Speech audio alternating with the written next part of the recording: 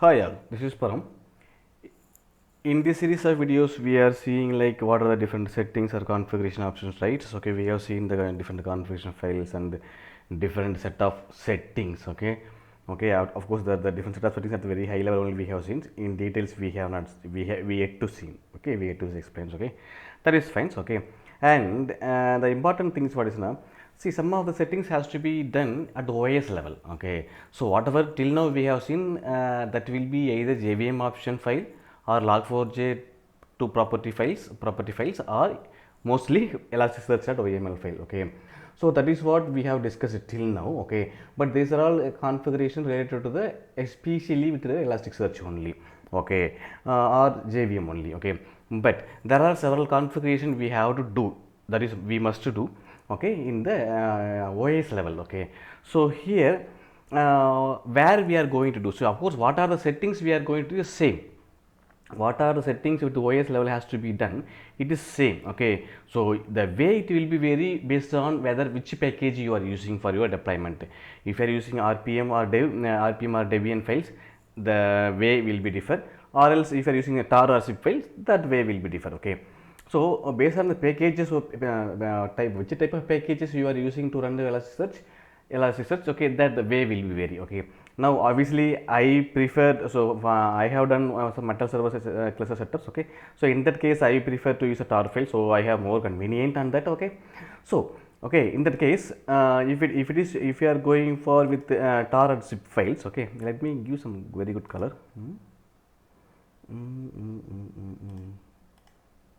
What happened? No style, background color.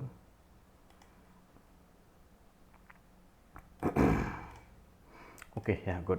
Okay, for zip and package, there are two ways to change set the configurations. Okay, so obviously if you want to know what are the limits, the system limits are there. Okay, here is the command. Okay, I can tell you. Okay, let me clear that. Uname -a, yes, user ulimit -a.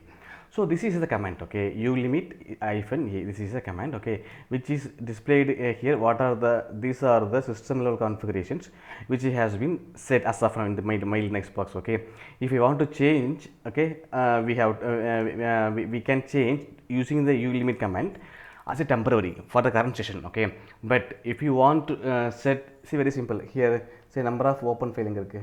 So file size no, CPM is fine. Okay, scheduling yeah, open files. Okay, here you can see one just 1204, right? So we should have many, we should have very big number. Okay, I'll show that number. It will be like max value of integer, I believe. Okay, so that many number of file handler can be should be allowed. So whatever you are seeing here within the right, that is options. Okay, you limit -n, then I can say the values. Okay, say here you limit, I don't know I have permission not. Okay, let me sorry. see see here I have changed my number of open file using the -n flag. So that is what it is the n. Okay, this is the flag values. Okay, so if you okay, so you can change these are the system level OS level configuration. Not only this, there are still there are more, a few more configurations are there. Okay, at the OS level. Okay, at the OS level. Okay, okay, so since, let me go to my diagrams. So you can change these values either using ulimit is a command, ulimit command of as a temporarily. Okay, sorry, or else this is the files you can edit directly there itself. Okay, let me open that. Copy it, cat, come on, what happened? Okay, cool. Why? Then it is not get copied, I think. Copy, Control C, cat. Yes, good. So this is the files. Okay, actually using the ulimit file, ulimit. Okay, using the ulimit is one option. Okay, other option is here you can change the files. Okay, then this is the here we are checking for number of opening, right? So this is a command, I believe. Okay, here we can add, you limit whatever I want, I can add here. Okay, this is the name, domain, type, items, values. Okay, this is actual values. Okay, this is what item. So our case was number of open site. Here no files. Yeah, this is what, this is, no file we will put here. Okay, then type, will soft or hard, obviously hard. Okay, if you want a hard, then you will say what is, who is the username. So obviously, let's say if it let's say if I have a username created, usually what is before to set up any Elasticsearch cluster, you will create a service account. Okay, so that service account ID has to be given here. Okay, okay. So these are the different options. Okay, different items you can use. Okay, fine. So of course I will explain what is the what is the benefit of these things. Okay, but what I want to cover in this video now, if you are using the tar file or zip files, okay, these two is the options. Okay, if either permanently or temporarily. Temporarily means for the current sessions. Okay, if you want to cut temporarily, you can use a ulimit command, or if you want to change permanently, you can use this file as a permanent change. Okay, so I think I shown the content of this file. So here these are the 4 values will be type enter, but the see, as of now there is no lines. Okay, so since everything is commented, right, so if you want to add, you have to edit this file. So I have edited for my partition clusters. Okay, since I want to be permanent, so I don't even if I restart my cluster, or if I kill my session, or if I restart my machine itself, okay, those settings has to be persisted. So that's why I edited this file. So protection, this is a matter. Okay, for protection this is a matter. Okay, now or else if you are having, if you are set up the using RPM or Debian. Okay,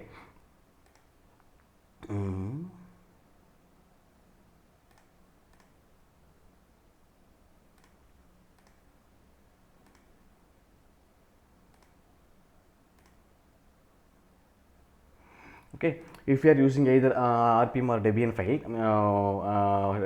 Debian package. Okay, package, there are 2 options. One is system configuration files. Okay, this is your system configuration file, right? With respect to RPM means this is the path.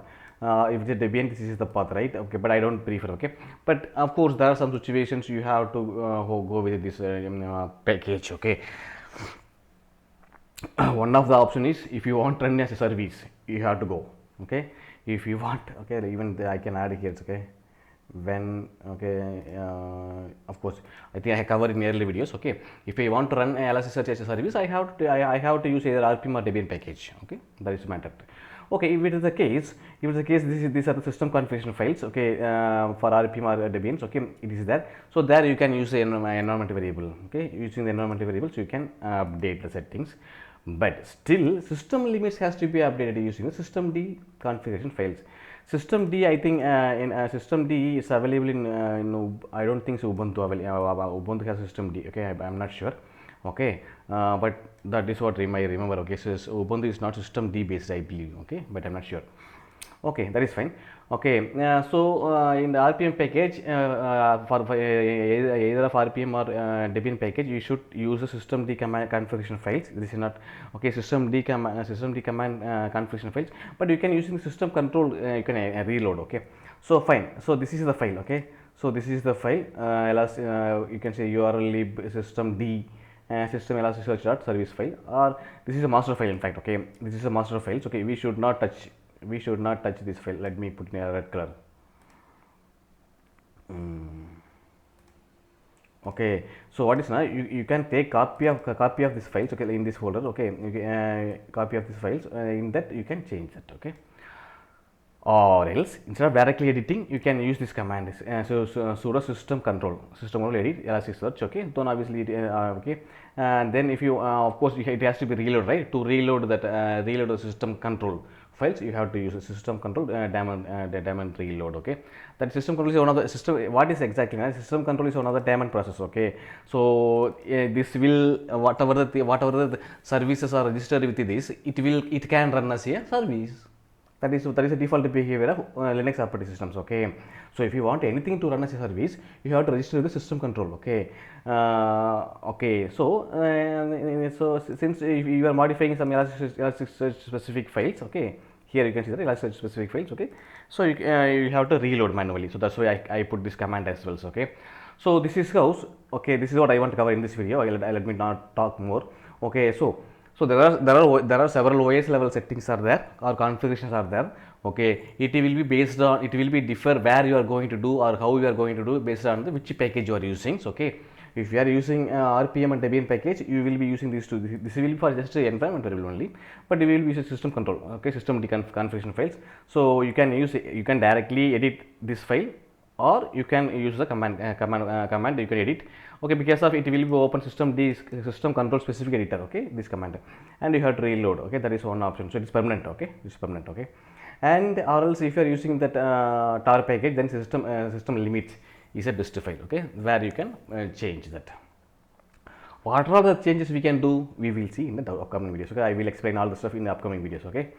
Okay, thanks for watching. I hope this set of an upcoming set of videos will talks about the OS level configurations, which is necessary, which is mandatory for the multi-host cluster.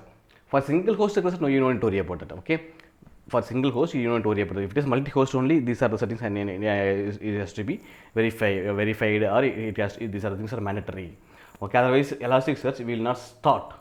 Even if it is single host, it will just print as a warning and still continue to run. But if it's multi-host, it will not. How it will identify that it's multi-host or single host? Very simple. If you are configuring network.host in Elasticsearch file, that entry network.host, then other than localhost, okay, other than localhost or loopback IP address, one like that is 127.0.0.1. Okay, then it will think like it is a multi-host cluster. Okay, thanks for watching. If you like the content, please subscribe my channel, like my videos, share with your friends. Thank you.